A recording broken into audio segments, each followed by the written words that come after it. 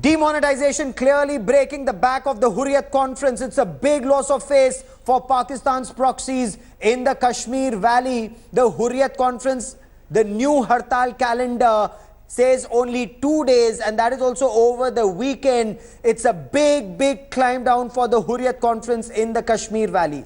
Remember, after terrorist Burhan Wani was killed, 5 months, relentless Hartal calendars issued by Pakistan's proxies in the Kashmir Valley. But now the Hurriyat conference is saying only 2 days. Clearly, no takers for Hurriyat's Hartal calendars in the valley. Hurriyat now says we need to try for normal lives to resume in the Kashmir Valley. Shujaul Haq sends us this report. After 5 months of unrest, Kashmir Valley is back to normal. It's the first time today that separatist parties have said goodbye to shutdowns. According to the new calendar, which is usually issued every week, the separatist parties have asked people to carry on with their businesses and only protest on 2 days, that is of Friday and Saturday. This is for the first time in these months after Burhan Wani encounter that some sigh of relief can be witnessed on the ground. There's already effect of this thing being seen on the streets of Kashmir Valley. In this cold weather, people have opened their shops even in the evenings, even as we speak. So after all this while and all the disruption, life limping back to normal. With cameraman Tariq, Shujaul Haq in Srinagar for India Today.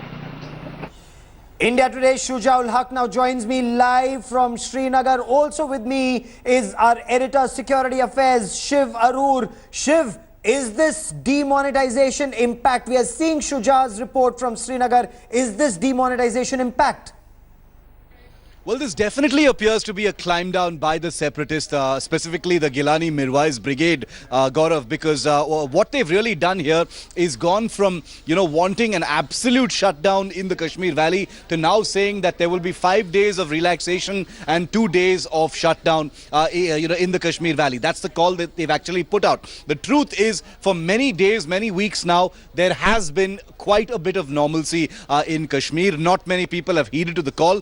There will, of course, be a question over whether this massive climb down has been forced by the demonetization drive. Remember, a large element of the protests, the stone pelting, the protests that happened there, are funded by cash transactions. So has this had an effect on the manner in which separatists are able to mobilize those protests and actually pay for those protests in the Kashmir Valley, which have made so many Kashmiri citizens suffer as a result of that shutdown call? So it's going to be very interesting, not just to analyze the reasons for this climb down by the separatists and the Hurriyat groups there, but also to see what they do going forward. They've tried to put up a brave face. They've tried to appear like they're being magnanimous to their own citizens, and talked about how they're looking at the longer so-called freedom struggle, about how they it's going to be a year-long plan and not just a week-long plan as far as protests are concerned. But I think citizens in Kashmir know best. They know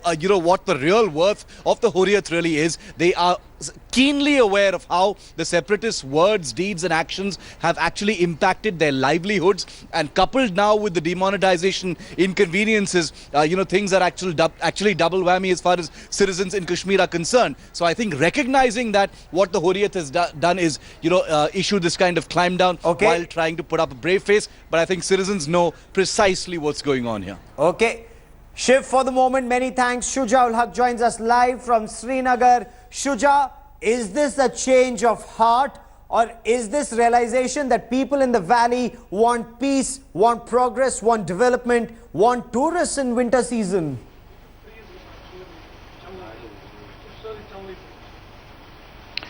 Well, Gaurav, more than that, it is a huge question mark on the entire, shutdown politics that has been practiced by Hurriyat and separatist leaders so far. There are already a lot of people who are asking questions as to, what really were we doing in these 5 months? What is it that we've gained, except for the fact that huge losses have been incurred by the business, by tourism industry, by cross-section of people. So there is going to be a huge question mark on that. Though Hurriyat has said that they are trying to shift from this